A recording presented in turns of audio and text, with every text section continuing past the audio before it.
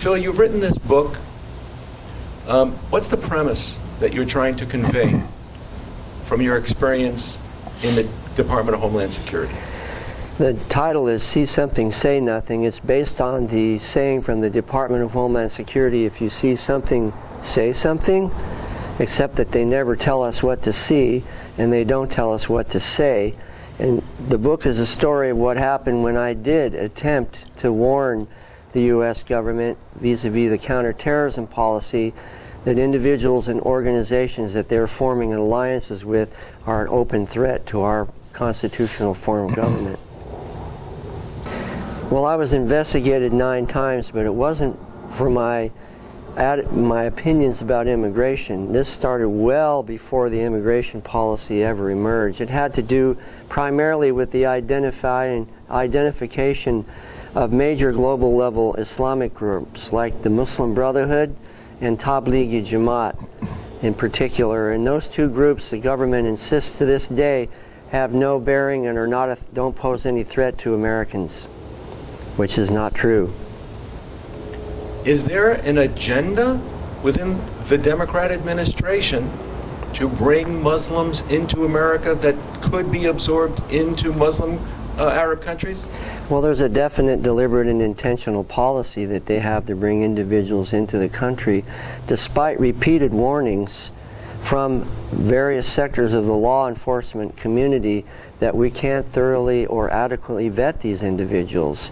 They're not even taking advice from their own highly placed officials within the government, FBI, CIA, even Department of State, any law enforcement agency. They say we cannot thoroughly and adequately vet these individuals and guarantee the American public that we're safe.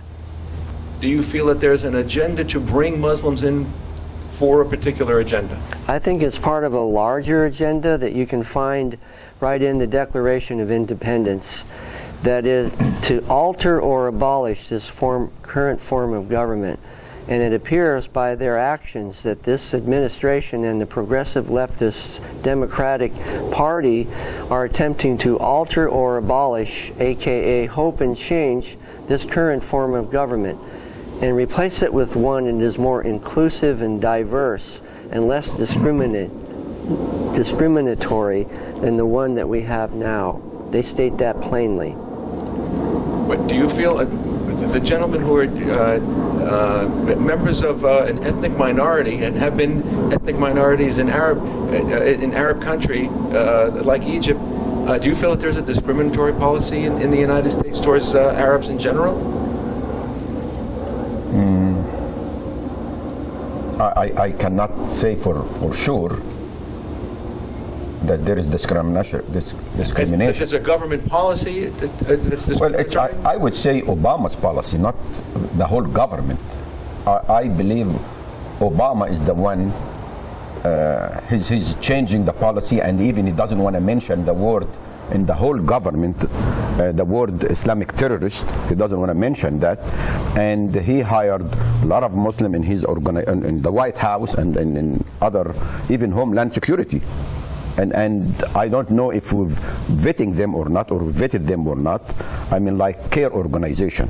CARE organization, this is part of the Muslim Brotherhood. You mean, what does CARE stand for? Council on American Islamic Relations. Yeah. And Egypt themselves now, they said that the Brotherhood is a terrorist organization. United States here, they don't want to say that. And CARE organization, or the official of the CARE organization, usually go to the White House anytime they want. And still Obama meeting with them and listening to them and taking their advice. And Obama himself, if they put the Muslim Brotherhood, President Morsi, he put him in power in Egypt because of Obama. I mean, Ahmed Shafiq was running against Morsi. He won. But United States called, if you remember, the military was taking care of Egypt, was temporarily until they put a president. So they were like the president, and United States called Tantawi, he was the head of the government, the military, and told him, put Morsi in the government as the president. And he put him in the president, as a president. When Sisi took him out of his position, they said this is a coup. And it wasn't a coup. 33 million people went to the street to demand that he gets out. And took like almost a year and a half or 2 years until United States accepted that it's not a coup. We are doing the same thing with the Islamists, and started by the policy of, what's her name, Hillary. Hillary supported the Muslim Brothers in Egypt and brought, as you mentioned, my friend here mentioned to you, brought that Morsi in. And the people knew that this is not what Egypt wants. Egypt was relatively a good country in the past. We had freedom. Now it's became all Islamist and start the persecution. And why are they helping Islamists? I have no idea. We cannot accept this dangerous flux of people that we don't know who they are. He meant that we have to vet them before we accept them. But how can they be vetted if they're coming from Syria, from Aleppo, which has been all decimated? Phil? Well, first of all, we don't even really know if they're only coming from Syria. That's right. The whole narrative is incomplete. The story that we hear in the media in generic terms that they're coming from Syria isn't even really accurate. We don't actually know where they're truly coming from. And as my colleague, my friend said, Mr. Trump did not say we should never accept immigrants. He simply said, let's fix a system that's broken. Our country has a long history of accepting immigrants, but we always followed a procedure to do it. We don't need to sacrifice the well-being and safety of American citizens to bring immigrants in when we can't identify who they really are. That's what Department of Homeland Security was technically created to do, to protect American citizens from threat, both foreign and domestic. And going back to the Muslim Brotherhood references, that's exactly the reason why I came into a confrontational relationship with my own government, because I kept telling them over and over, every possible way that I could, these people are not our friends. They are not moderate, and they are not seeking our benefit. They have their own Sharia agenda, and they will use a variety of tactics to accomplish their stated purpose, which is implementation of Sharia law. And do you believe that the government doesn't know that? I'm sure they do know it, which is a whole other moral dimension of the problem. Because after November of 2008, when the Department of Justice concluded the Holy Land Foundation trial and convicted 5 individuals on 102 counts of support of Hamas, they knew from that point forward that these individuals and organizations were irrefutably tied to the support of a globally designated terrorist organization. I'm talking about the Muslim Brotherhood and the front groups like Council on American Islamic Relations, Islamic Society of North America, North American Islamic Trust, Assembly of Muslim Jurists of America, and many other ones who, by the way, in cumulative total, have met with the Obama administration in the White House, I documented at least 150 times, with knowing who these groups actually are, as proven in federal court. So, Mr. Gabriel, would you consider that Phil is prejudiced, that he has some racism in his concern about bringing No. Arab Muslims in? No, I have the same concern. I mean, we have to vet.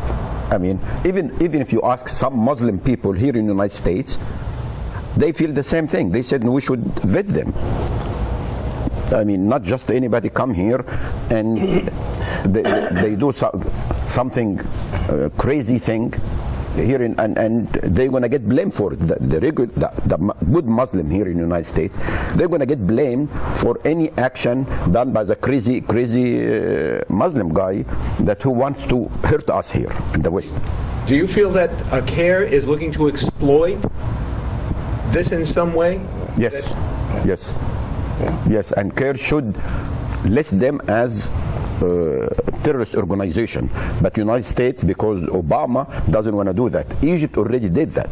I mean I mean the Brotherhood. The Brotherhood in Egypt is a terrorist organization. And so how would you envision this would change under either a new Republican administration It's gonna change. or a Democrat administration? No, and Republican. If United States will elect Hillary Clinton, we're going to have the third term of Obama, and she said that. The same thing, in other words. Yes, same policy of Obama. Really? Yes, yes. And with the same pro-Muslim, pro-Islamist tolerance for Islamism, Muslim Brotherhood, and immigration? You mean the Hillary or Hillary. Hillary? Oh yeah, she's going to follow the same thing. She's going to follow the same, and she's going to accept even more. Let me interject here. Yeah. You know that she still have her advisor is a woman who is from the Muslim Brotherhood. Yes. And her parents were active in the Muslim Brotherhood. These are known. Yes. So she hasn't changed, and she's the one that visited Egypt in the time when they were trying to get the Muslim Brothers to take over. She's the one that met them, and she would meet with nobody else. She decided this is a group that America wants to deal with. Who are you referring to? I'm with her. The Muslim Brotherhood. Hillary, absolutely. She was Secretary of State that was very instrumental in this whole policy. So this policy is not going to change. Now, you asked a question, which is a very intelligent question, and has been answered partially here. At the question, does the government know that or not? Now, I have some conflicting thoughts about this. Let me tell you. When Bush stood up after we were attacked in 9/11 by 19 Muslim people, Yes. there were no Christian among them. There was no Jew among them. They were all Muslim, mostly from Saudi Arabia.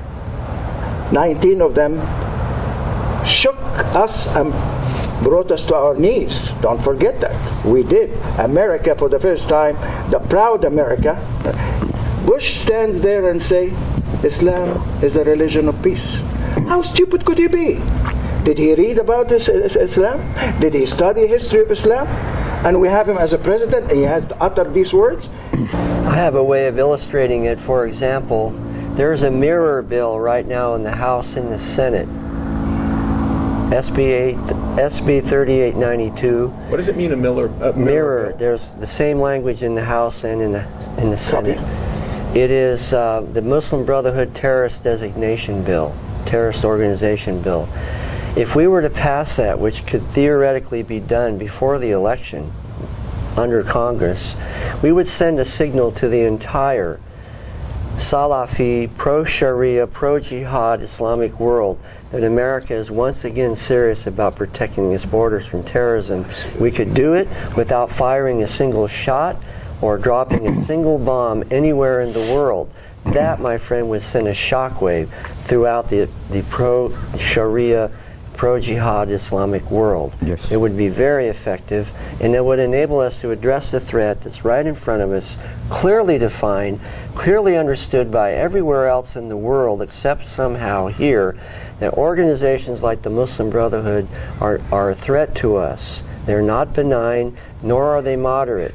They are a malevolent threat, and they have a clearly stated strategic agenda, and they say what they intend to do, and they're making progress. One of the terms is settlement jihad, and this administration is aiding and abetting in that clearly stated tactical approach to implement what is called al-Mutsima al-Islamina al-Qaeda, the observant Muslim base. Al-Qaeda is not an organization, it's an abstract concept of a uniform community that submits to the concept of Sharia law and pushes it forward in whatever society they find themselves in, and they're doing it right in front of us here in the United States. Is this mentality that you have, this orientation which you have, is this representative of the current leadership in the Department of Homeland Security and America's security institutions? No, if it were, I wouldn't have been investigated 9 times by my own administration,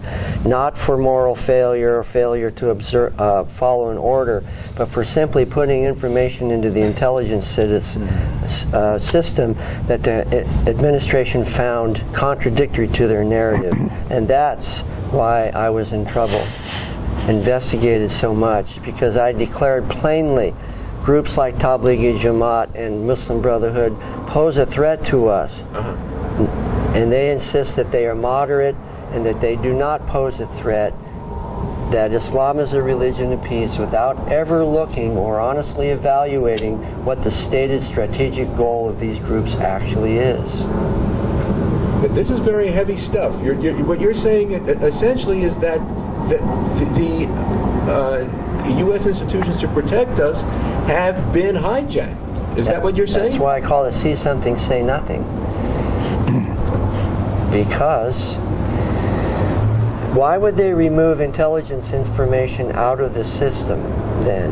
I talk about that in the book. In 2009, this started when I was ordered specifically from headquarters in Washington to remove, the word was modify, linking information out of more than 820 intelligence records that were related directly to the Muslim Brotherhood individuals or organizations that were operating in the United States. Then they went further in 2012 and purged out all the training material related to Islam out of the Department of Defense, Department of Justice, FBI, Department of Homeland Security, and then they went one step further after that in 2012 and completely eradicated intelligence information out of the system related to the Tablighi Jamaat organization. And they didn't stop there. Then they went after the individuals who had the background and the expertise and went after their careers. What do you fear would happen if this administrative mindset were to continue through another Democrat administration? Exactly, more of what we've already been seeing. It's like a mathematical formula. Add the variables and you're going to see the same result every single time, especially when, if you view it from the lens of the global Islamic movement strategy, which is implementation of Sharia law, it all makes perfect sense. And every time they do an attack and they're not confronted, they see it from an Islamic perspective as a mandate to go further and push more. And they will continue. It's called a weak response reaction. If we respond weakly, they respond even more strongly.